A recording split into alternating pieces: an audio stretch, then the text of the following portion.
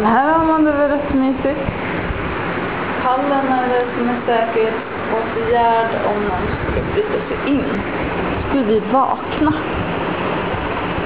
Haspen funkar inte på fönsterna. Men det funkar där nere. Annars tycker jag det är rätt mysigt. Jag gillar taket.